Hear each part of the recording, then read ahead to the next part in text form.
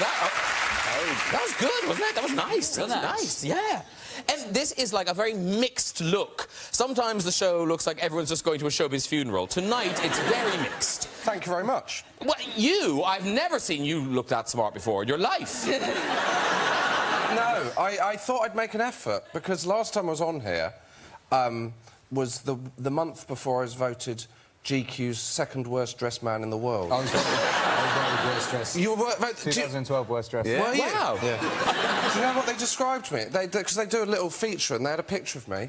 They described my look as an update on Bilbo Baggins.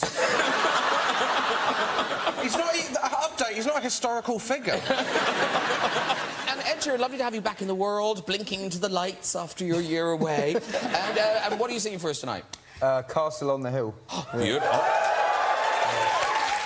It's a hit. It's a hit. Song about Suffolk. There aren't enough songs about Suffolk. I think that's the only one. Yeah. And Matthew McConaughey, congratulations on your new movie Gold. We'll talk about it more in a bit. But I saw a clip. You were accepting an award for Gold, and there was a really funny audience reaction. Do you know what I'm talking about? I think I do. So you get up there, you get the prize. Yeah. And as I like to open up, usually I start off with all right of some sort, or all right, over three sorts. First three words ever said on film, and I don't think about it, but I think this night I just said, all right, so, and everyone goes, ah!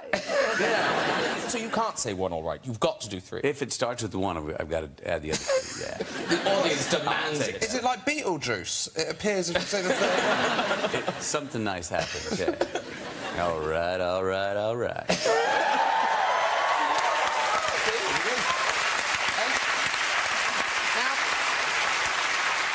Christina Ricci, I don't know, you are sitting in a particular sandwich on our couch tonight. Mm-hmm. Yes, you are, because, Josh, have you been mistaken? No, I have been mistaken. What, for Matthew McConaughey? All yes, the time? Yes. Oh, the amount of photos I've taken as you, it's unbelievable. Well, you don't understand how many times they thought I was you. Exactly. They've come up to you, gone, who are you? I've built a career of being mistaken for Ed Sheeran. I've had it quite a few times. Do you get laid? You what? Do you get laid? I'm just wondering, I meet ginger people all the time that are like, thanks.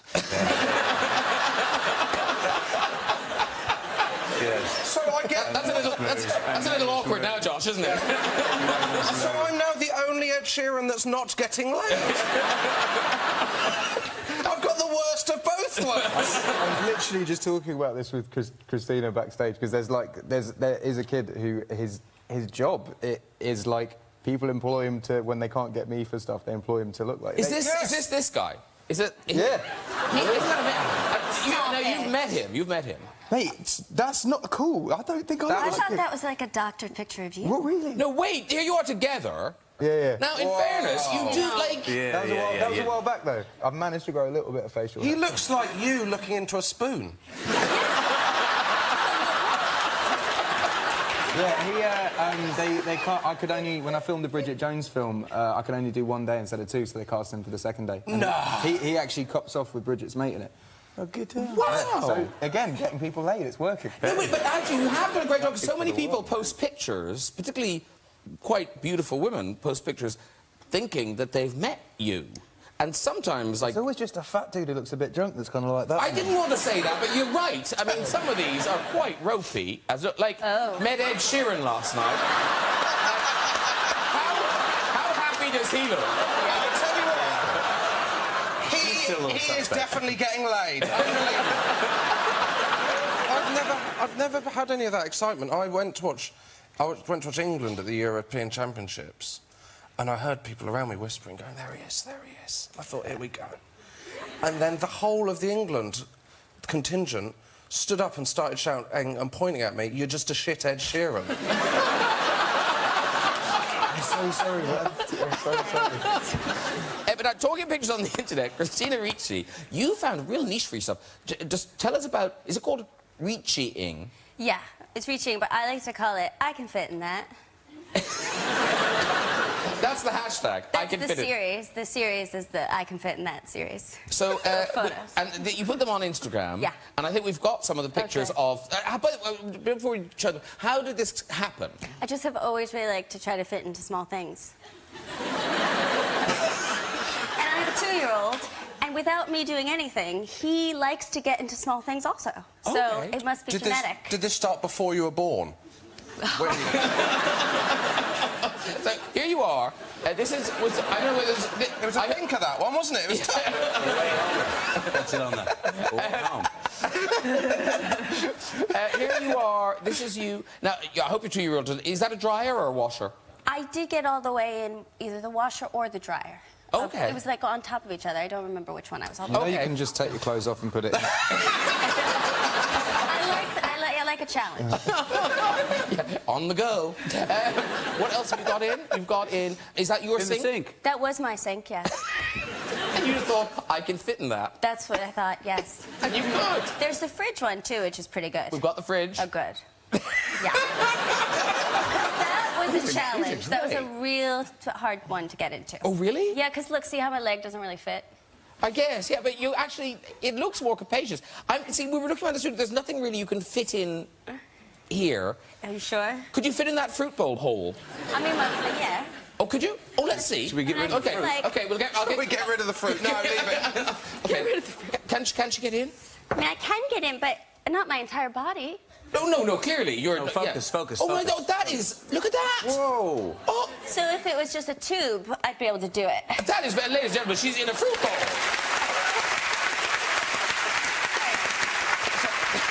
Flash anyone who needs a shoe. That is a first. We've never had a guest in the fruit In bowl the fruit before. bowl. Well done, well It would have been done. very disappointing if you'd said, we do that every week. Right, let's start out with Gold, Matthew McConaughey's film, which opens on the 3rd of February. And this is an extraordinary story. Yeah. It's one of those stories, it could only sort of be based on a true story, because there's so many twists and turns and things you don't see coming. Was it a huge story in the States? Because I don't remember reading about this story. He was Canadian, and it was a huge story in the States because hundreds and hundreds of millions of dollars were invested by New York bankers and their clients. And if you go see the film, you see a lot of that money was lost. Almost all that money was lost. So it was a huge story.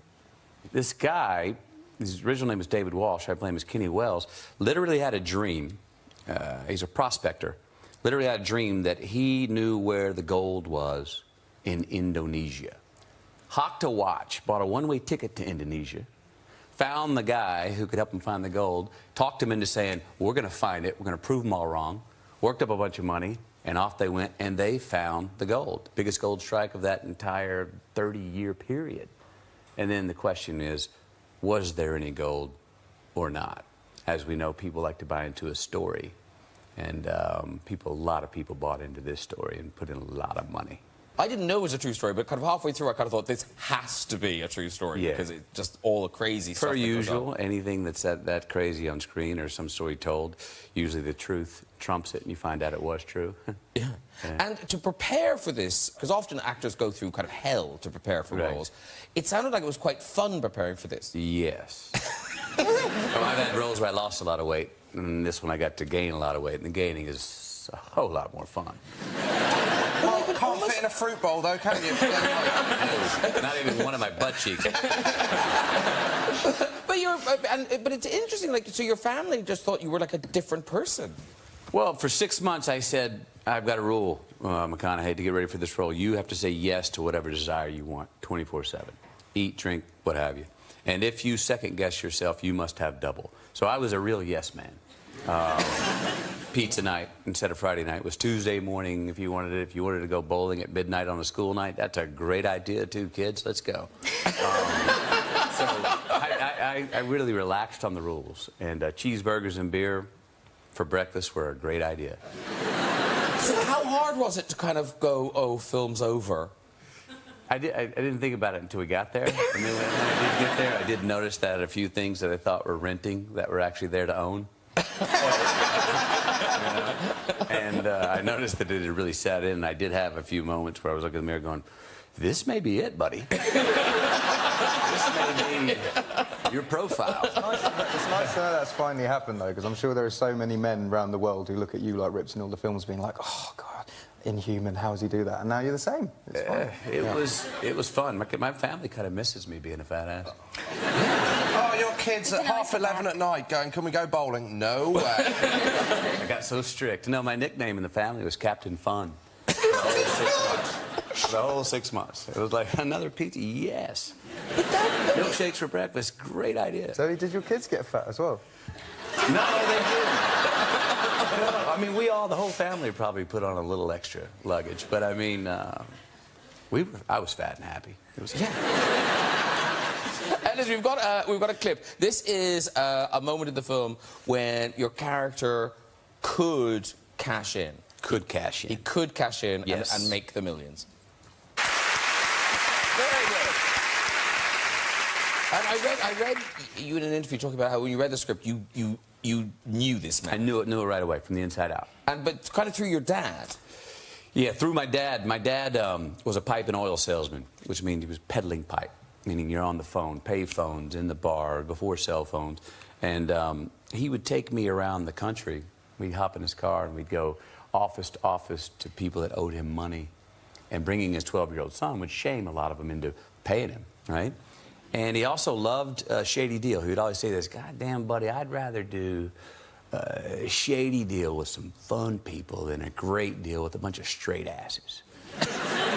That's Kenny Wells. I'd say, I just want one story about your dad. The bet involving your brother. Do you know the story I mean? The bicycle? Yeah, the motorcycle. The motorcycle. Oh, yeah. Another way my dad did great business. Our upbringings are so similar, it's like... Are you getting laid? Every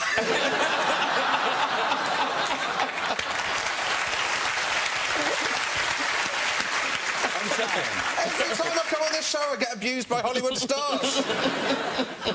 Check this out. This is a great... I'm going to sit back and enjoy. Yeah, this is a great story. This is a great story. So, my dad's at a ranch one time with his friends, and they've been deer hunting all day, and it's late at night. They're sitting out in the barn drinking and stuff, and so all of a sudden the subject comes up of how high everybody can pee, you know? How high on the wall, right? And he's got this buddy named Jim who's about 6'6", and they're playing cards, looking around, and my dad sees this old BMX bike, and we couldn't afford a BMX bike. Now, my middle brother had been wanting a BMX motorcycle, but we couldn't afford it. There's this old CRX 80 over there. And Dad says, well, you know, Jim, my son, he could pee over your head on the wall. And he goes, oh, there's no way he can do that. And he goes, yeah, he can. I'll bet you. I'll bet the motorbike on it. And the guy goes, oh, there's no way. I'm 6'6". Pop gets in the car, drives an hour and a half back into town, wakes my 12-year-old brother up in his tidy whities, gets him out of bed. What do you got to do when you get woken up in the middle of the night as a kid? You got to pee, right? My dad says, no, you're not going to pee. Actually, get in the car. Get in the car. No, have a sip on this beer because we're about to go get yourself a motorcycle, buddy. So Pat's sitting there, tidy whities. They ride an hour and a half back, get back at 4 in the morning, and brings my brother into the barn. They put Jim up against the wall. Jim marks the mark at 6'6", and my dad says, "Go ahead, boy." By a foot. Put the CRX 100 in the back of the truck. Got home. My brother's first motorcycle. We love you, baller. Yeah, me Ed, too. you did a mad thing because you didn't have a deprived childhood, but when you made money, but when you made only piss at 3 feet. No, but when you made money, you bought certain things, didn't you? That stuff that you were denied as a child. Yeah. Like, what did you buy? Well, I wasn't denied. No, any good parent will know. Any parent in here, if a kid wants a Lego set, you get them the small one. You don't get them the big one that's like 359 quid. So when my album went to #1, I was passing the Lego store, and I saw the big Death Star, and I went, do you know what? It's time. But I'm just a big kid now. It isn't just that. It's like I went to go and buy my goddaughter a Ninja Turtle toy for her birthday, and then I was in the Ninja Turtle section, and there was this huge Ninja Turtle truck, and I was looking at the small toy I got for her in the big truck, and I was like, oh, I'm getting that for me. like loads and loads. Are you like the kid from Big? I have a load of child stuff in my house. Yeah, like there's a room full of teddy bears. This is such an embarrassing interview. That you didn't have when you were a kid? Not that I didn't have, just I wanted to. And out of us two, you're the one that's getting laid. Teddy bears. Let's hope those teddy bears don't have anything to do with Teddy it. bears was the key. Actually, I remember I once went on a date and brought a Lego set and made the Lego set and then left. What? Hey. Wow. That's going deep, man. That's strong moves. So what was she doing? She was eating her dinner and you were constructing we were just chatting, just catching up. We were just chatting, and I was like, she's definitely going to be watching this, being like, yep, definitely happened. Wow. What did you make? Pirates of the Caribbean pirate ship. Yeah, it's not a loser. I hope you gave it to her as a gift at the end. No, it's okay. Josh, your parents, they did buy you things. They did. I grew up in Devon. It was a bit similar, and so it was like a kind of middle of nowhere. Like there was 4 kids in my year at school. I grew up in the middle of nowhere, and all right. And, so my parents tried to kind of make stuff educational and stuff. So I don't know what bed you had when you were a child. I imagine now your bed is bizarre, Ed. I imagine you sleep on a bouncy castle or something. It's pretty One of regular. those race car beds. That's what I saw. No, it's like one of those. It's sunk into the ground. It's like proper comfy. You can roll over onto the floor. Oh, like a trampoline. Yeah, but you don't want to roll over too much because you don't want to lie on the Lego. That's very painful. No, I I've had a bed when I was a stuffed kid. pandas in my room. Stuffed pandas too. I don't know what's true anymore. Believe everything.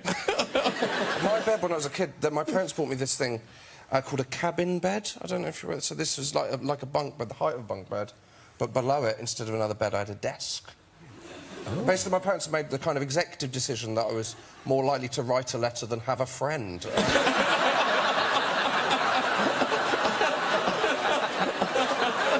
go around, stay over. No, but you can catch up on your admin.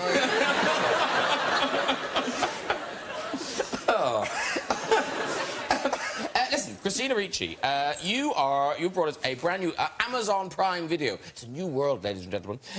Z. Do you say Z? Presumably? I say Z, but you can say Z. Thank you. Z, The Beginning of Everything. And it starts streaming on Amazon Prime next Friday. And it tells the story of Zelda Fitzgerald and F. Scott Fitzgerald, who obviously wrote Great Gatsby and lots of other things.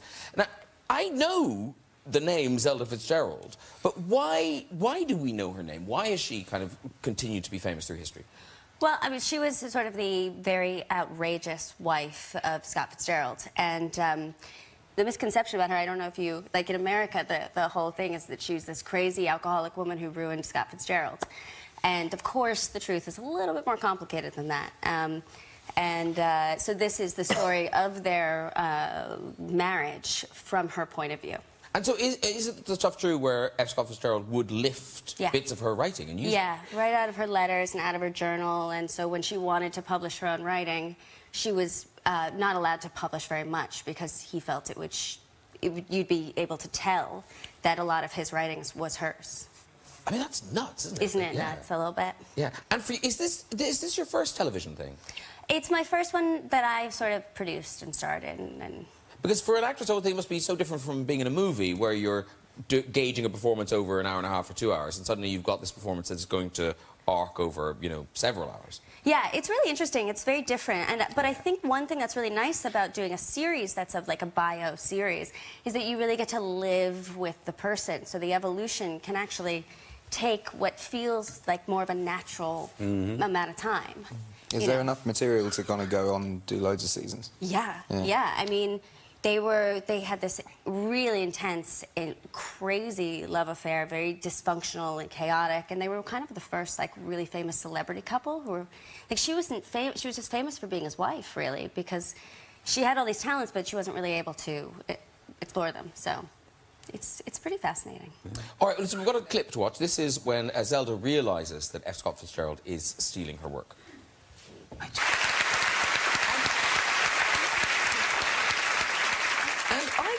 this can't be true. This is your first romantic lead.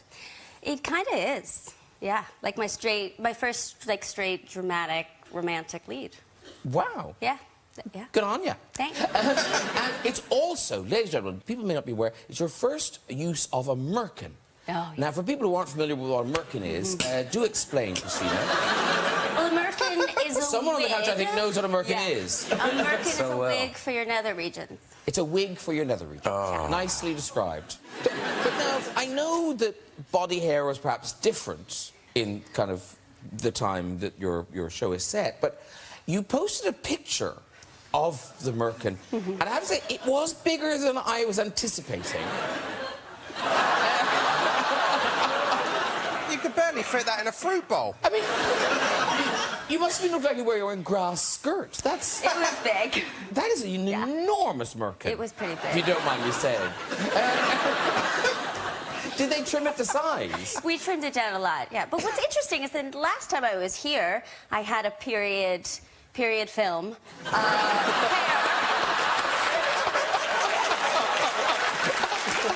So open. Let's just talk. Let's just talk.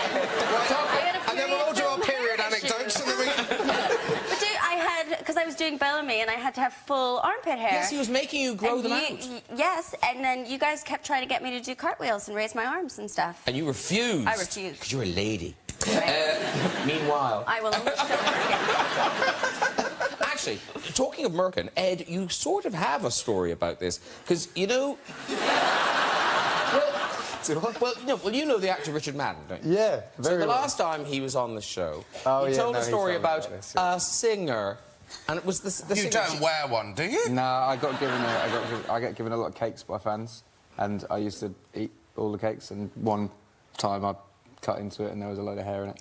So it was somebody who, like, Yeah, really liked I you, imagine was she that- wanted to be like, I'm inside you. Right. Oh, it's like a fatal Yeah, attraction it was a type Did you write a of song thing. about that? No, I did not write a song about that. There was a massive clump, it just kind of came out like... Because if people... I'm not suggesting anybody does. It's like a hair pie, If people right? make Hair pie. something for you, and said, would it ever get to you, or is there kind of a firewall before it reaches you? I wish there was more firewalls sometimes. But yeah, there's a lot of interesting things that still show up in my mailbox. Wow. But do you open everything? Don't answer that. No. I'll tell you what I do is some of it I open, but I don't return any of it. I don't return any of it. If you return one and somebody, I just got this feeling someone's going to go, yeah, look, he sent me back this letter because I sent it to, and I just got a feeling that that's going to spread, and I'm going to be getting a whole lot more mail. End up And I like don't want Ringo to. Starr, because Ringo Starr replied to everything, and then one day was just like, I can't anymore, and just stopped all of it. Yeah, but he okay. replied for like 40 years to everything. I had that when I got a fan letter. You've opened the floodgates I've now. opened the floodgates. And that second one... But what, you have been sent some odd things. I've been sent some weird things. I got sent a picture of a ginger family. And I've got no idea who they were. That was my Christmas card. They were, but now the face seems familiar. No, it was very weird. I still don't know. It felt like someone was trying to tell me I was adopted. It was very... Now, Josh Widdicombe, very busy man. He's got a new DVD out now, What Do I Do Now, that's your last tour, right? That's last tour. Yeah. Your sitcom, Josh, has just been recommissioned. Yes, Congratulations. writing a third series now. Are you in the middle of that now? Yes, but it's fine. I'm normally in it, but I'm just going to cast that guy that looks like Ed Sheeran. And very exciting, next Friday, The Last Leg is back. Yes. Channel 4 at 10 p.m. Now, I have to say, last year, what a gift for doing a topical... It was great, wasn't it? The show. Yeah, great to do a topical show when the world is going to shit. Everyone's going to die, but we're going to get good ratings. Well, you're the Rio Olympics as well, which is a good Yeah, the thing. Rio Paralympics were great. Went to Paralympics, and then we had obviously Trump, which was interesting, and we thought he won't get elected, and he did. But then, of course, we had Brexit, and I remember, like, sitting in front of the television and see Jeremy Corbyn on your show. How did that happen? So Jeremy Corbyn is he's kind of our Bernie Sanders, I suppose, kind of figure, and he came... blast from the past, isn't it? Great reference. No, he's the... And so I think we just asked him to come on. And he genuinely turned up for the show and he'd never seen it. So he didn't know who I was. Like, I was like, I'm Josh. And he was like, all right, thinking I was just some bloke. Like, I was like, I'm on the show. And he was like, all right, OK. And then I think he'd been told he was going on, like, a Friday night chat show. I think he thought he was going on this. He had his anecdote for the red chair. He was ready to go. I feel like if you want to be the leader of the country, it's not that astute to go on a show you've never seen. No, it's a bit worrying. Yes. You imagine that if he was the leader of the country and he'd meet the President of America and he'd go, I've got no idea who you are.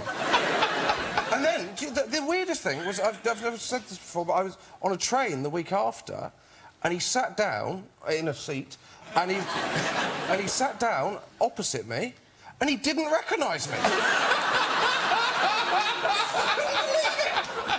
I was like, you're right, and he went, yep. Well, he was very busy. He was very busy. Yeah. And then he turned to me and he said, are you getting laid? I was like, what are you doing? Very quickly, talking of unlikely encounters, because this was all in the papers, because your little... Oh, no, mate, come on. Well, just because what we read in the papers... I got cut up. Yeah. I got cut up. So this was the... Was it... You think rugged, right? I see that. I can't wait to hear about. So was it Beatrice or Eugenie? Mate, I can't talk about it. Oh, can you not talk about it? Oh, no, OK, sorry, I'll shut up. Was it a hat accident? It was James Blunt. It was James Blunt trying to get his pop career back. He tried to kill you. How did it end up in the papers?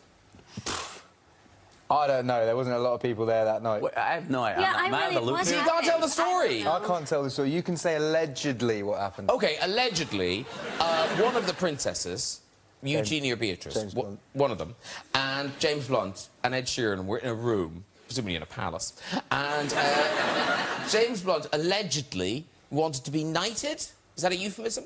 And so one of the princesses found a handy sword to knight him. Did you not read this in the papers? Well, I didn't know James Blunt was involved. Up to that point... Anyway, there was a bit of sword play and Ed Sheeran got cut in the face. Is that right? No. Do you know what? I have no idea how that story came out. I have no idea, because, like, it was so tight. And, like, for, like, 2 weeks afterwards, I had this huge gash on my face and people would be like, oh, what happened? You'd be like, oh, I fell. And then suddenly it came out. That The is... alleged... No. We'll stop. Very quickly, before we move on, Matthew, we must mention another... This is a huge movie, Sing. Yes. It's already been a huge hit in America. Previewing this weekend, opens nationwide next Friday. And it's an animated film, so presumably... Was this genuinely something that was it so your kids could go and see a film with Captain Fun? Partially, yeah. I mean, look, I had... I think my kids were tired of answering the question, not being able to answer the question. They said, what's your favourite film your dad's made? And they're like, we haven't been able to see any. And I look back at my last 10 years, and I haven't made anything my kids can see. It's not a good idea to sit them in front of a lot of anything I've made in the last 10 years yet. If you're a parent, you know, that opens up a lot of discussion. So, yeah, I said, you know what, I want to make something that they can watch. And so went and did Sing. Loved it. And so you play a koala, Yes. Buster Moon. Buster Moon. Looks just like me.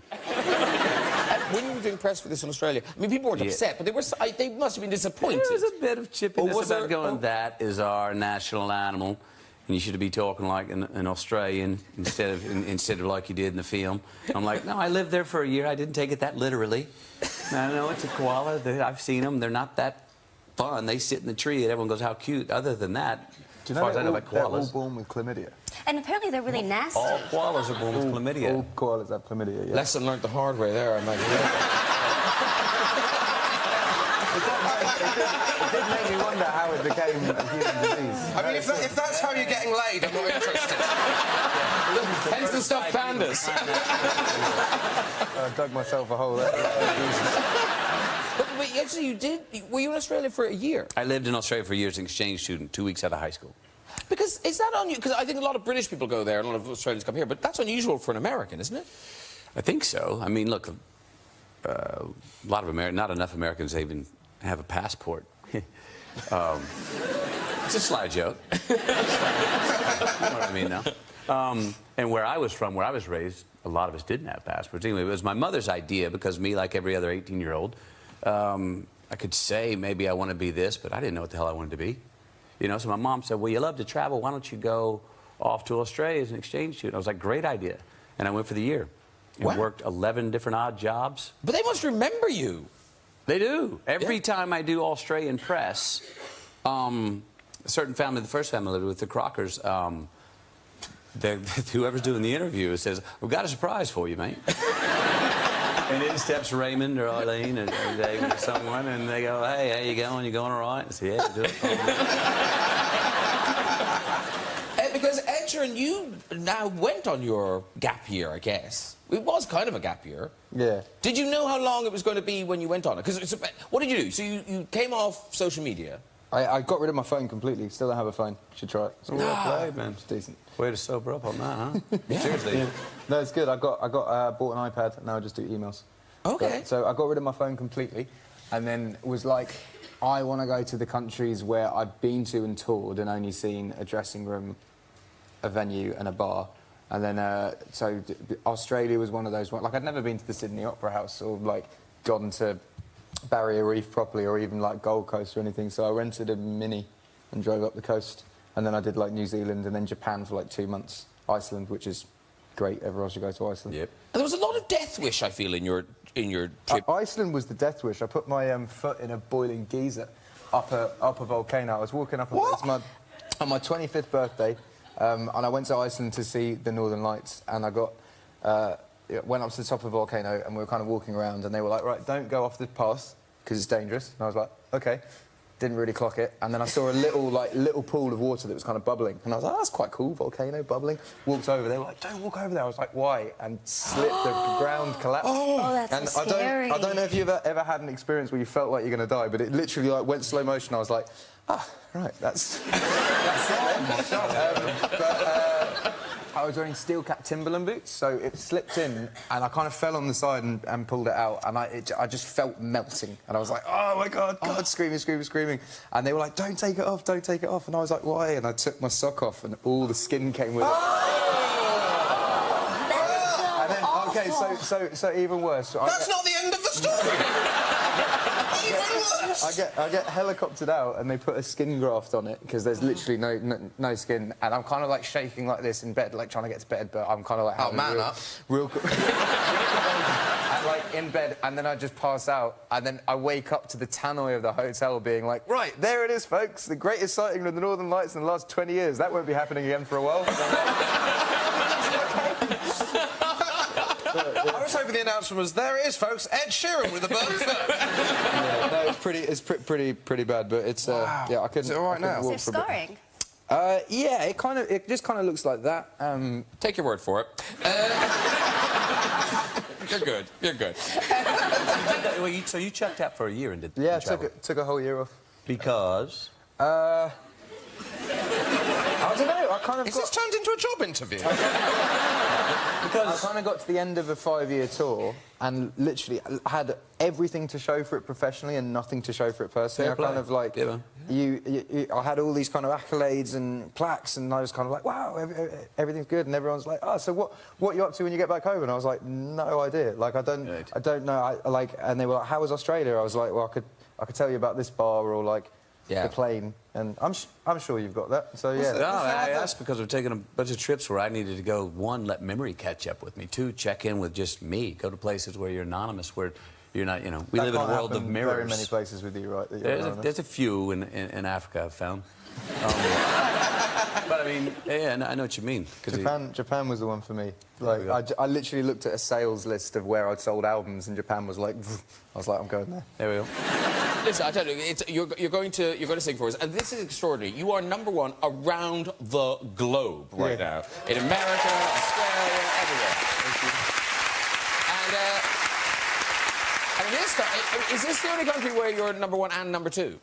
No, I'm #1 and #2 in every country. Apart from America, I'm #1 and 6 because it works differently there with radio. What, the numbers are in a different order? No, basically, It's a new era. America.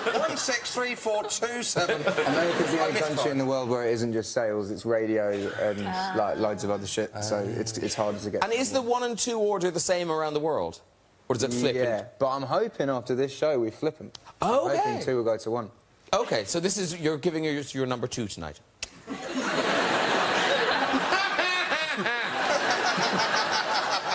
Your stage awaits. Over goes Ed Sheeran. Very good. Okay, here we go. Performing Castle on the Hill. It is Mr. Ed Sheeran. Sit. Just bunch up there. Very good. And, of course, the album. Everyone's very excited. The album comes out, Divide, March 3rd. March 3rd. 3rd album, 3rd month, 3rd day. Oh, I've got a vinyl. Clever. I do. Check that out. No, we haven't even made it yet, but we made that specially for you. Look at it. It's not real. Oh. Hence more valuable. All right, it's nearly time to go, but we've just got time to go for the visit to the big red chair. Hello. Hello. Hello. Hi. What's your name? James. James. Lovely, James. And what do you do? I'm a civil servant. A civil servant. Lovely. In London here? Yes, in London. And are you from the London area? No, I live in London, but I'm originally from Suffolk. Oh. Yeah, mate. It's a Suffolk massive. Is he mentioned in the song? Probably, yeah. What school did you go to? So, I went to Brandeston. Oh, sweet, yeah. I went to primary school. Yeah. Oh, okay. So did we know each other? Yeah. Did we? Have a look. I'm not wearing my glasses. What did you say, James? Hello, yeah. James. Yes. Me? That's the one. What the fuck? Do you He know was him? my best mate growing up. You're kidding! And now you're talking to him on a monitor. I'm not wearing my specs, and he's like, Oh, my God. hell, can we not flip him and just get him out here? And Yeah. when we can? Do you have a story, or do you... Well, yeah, I did, but it's up to you. Please let it be about Ed. It is about Ed. All right. OK, tell your story, then we'll flip you, and then... I'm gonna sit with you. OK, tell the story. Okay, cool. So, yeah, as Ed was This saying... is when we so were- random, mate. This is I know, it's really weird. Yeah, when we were younger, Ed used to come round to my house, and yeah, like you're saying, we used to be quite good mates. And I remember one time he was coming around for tea, and I'd forgotten to tell Mum that he was a vegetarian, at that point anyway. And so Mum cooked, I think, a sausage and mash for tea. And Ed said, you know, after the meal, these are the best sausages I've ever tasted. You know, where did you get them from?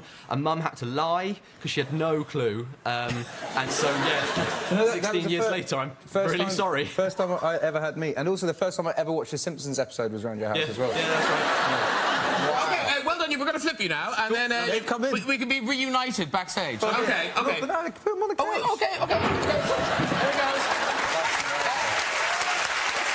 Bring him up. He wants to meet him. I feel like Cilla Black on Surprise, Surprise. There he is.